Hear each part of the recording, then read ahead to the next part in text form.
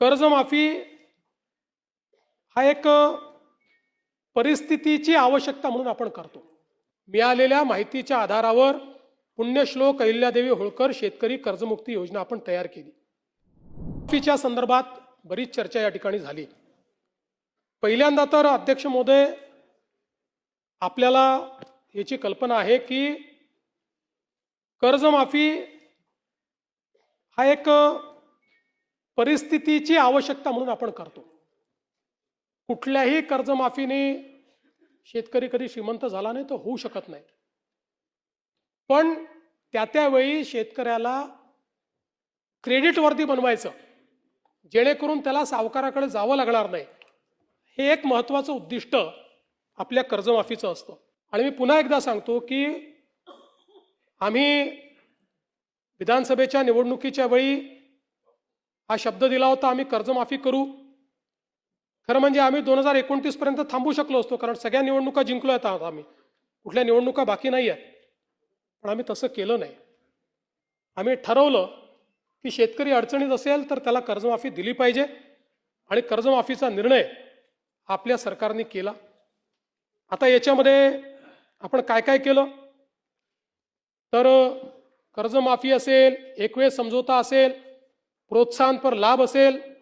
खरं म्हणजे एक गोष्ट मला अजून लक्षात आणून दिली पाहिजे की या कर्जमाफीच्या व्यतिरिक्त दरवर्षी हे सरकार आहे महायुतीचं 25,000 कोटी रुपये वीज माफीची देतं शेतकऱ्यांना। 25,000 कोटी रुपये दरवर्षी हे पैसे भरावे लागतात, हे माफ नाही होत, हे भरावे लागतात दरवर्षी। पहिल्या वर्षी 20,000 कोटी, 22,000 कोटी, 25,000 कोटी हे पैसे आपण भरतो। आणि एकूण जर आपण कृषी विभागाचा आजचा आउटले बघितला, सगळं मिळून वेगवेगळ्या योजना आणि देणाऱ्या सबसिडी, तर तो 95,000 कोटी रुपयाचा आहे। 95,000 कोटी रुपये। आणि हा कर्जमाफीचा निर्णय आपण घेतला। आपण राष्ट्रीयकृत बँका, व्यापारी बँका, खाजगी बँका, जिल्हा मध्यवर्ती सहकारी बँक सगळ्यांची बैठक घेतली, आणि या ठिकाणी त्याच्या आधारावर सगळा डेटा घेतला, आणि त्यानंतर मिळालेल्या माहितीच्या आधारावर पुण्यश्लोक अहिल्यादेवी होळकर शेतकरी कर्जमुक्ती योजना आपण तयार केली। आता असं देखील म्हणण्यात आलं की 12-13 हजार कोटीचाच लाभ मिळेल आणि 36 लाख शेतकऱ्यांवर अन्याय होईल। हे विधान पूर्णपणे चुकीचं आहे, हे योग्य नाही आहे। खरं तर 56 लाख शेतकऱ्यांना 36,585 कोटीचा लाभ देणारी ऐतिहासिक अशा प्रकारची योजना आहे। आता मी आपल्या लक्षात आणून देतो, आपल्या काळामध्ये महात्मा ज्योतिराव फुले शेतकरी कर्जमुक्ती योजना तयार झाली होती। यामध्ये केवळ अल्पमुदत पीक कर्ज आणि पुनर्गठित कर्जासाठी 2 लाख रुपयापर्यंत ही योजना तयार केली होती। मात्र पुण्यश्लोक अहिल्यादेवी होळकर मध्ये आपण 2 लाखापेक्षा जास्तही ज्यांची थकबाकी आहे त्यांनाही 2 लाखापर्यंत देतोय। आपल्या योजनेत 2 लाखावर 1 रुपया जरी वर असेल तरी त्याला कर्जमाफी मिळालेली नाही। इथे 2 लाखाच्या वर असेल तरी त्याला आपण ती कर्जमाफी देणार आहोत। आणि आपण जर बघितलं तर महात्मा ज्योतिराव फुले शेतकरी कर्जमाफी योजना जी आहे याच्यामध्ये 32 लाख शेतकऱ्यांना त्या ठिकाणी लाभ मिळाला होता। त्यापैकी बहुतांश शेतकऱ्यांनी पुन्हा कर्ज भरलेलं आहे, काही शेतकऱ्यांनी भरलेलं नाही।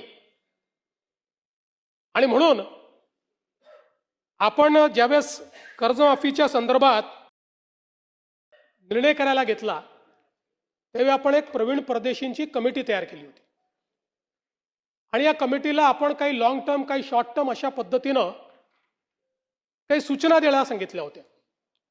त्यामध्ये सूचना देत असताना काही लॉंग टर्मच्या दिल्या, काही शॉर्ट टर्मच्या दिल्या, पण एक गोष्ट प्रकर्षाने त्यांनी मांडली। खरं म्हणजे बोलताना रोहितजींच्या ते लक्षात आलं नाही, ते असं म्हणाले की नैतिकतेवर शेतकऱ्यांच्या प्रश्न देणं। नैतिकतेवर नाही, त्यांनी त्या ठिकाणी जे मांडलं आहे, महाराष्ट्र एकमेव राज्य आहे की ज्या राज्यामध्ये 17 मध्ये कर्जमाफी, 20 मध्ये कर्जमाफी, 26 मध्ये कर्जमाफी, असं कुठेच झालं नाही। त्यांनी चिंताही मांडलेली आहे की बँकिंग सिस्टीमचं काय होईल.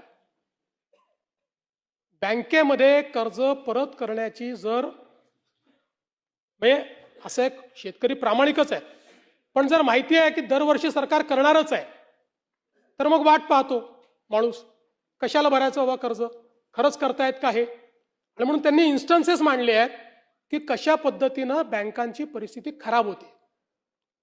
आणि म्हणून त्यांनी हे सांगितलं की काहीतरी डिस्टन्स ठेवा. ज्या लोकांनी कर्जमाफी मिळवली आत्ता नुकतीच किंवा मागच्या कर्जमाफी योजनेत, त्या लोकांना जर पुन्हा कर्जमाफी त्यातले जर काही झाले असतील तर त्या ठिकाणी तुम्ही एक विविक्षित रक्कम त्याकरता भरा.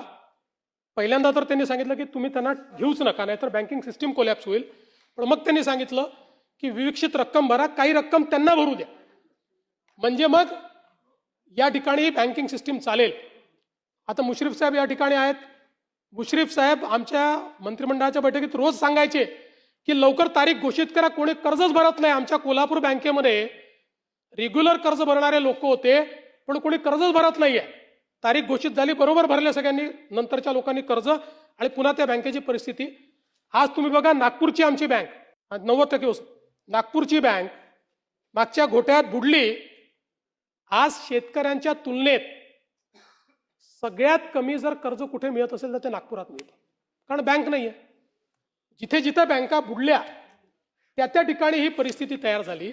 आणि म्हणून आपल्याला शेतकऱ्याला तर कर्जमाफी द्यायचीच आहे, पण सोबत बँकिंग सिस्टीम करता काही शिस्त लावणं हे देखील गरजेचं आहे. म्हणून अशा पद्धतीची शिफारस ही त्यामध्ये आली.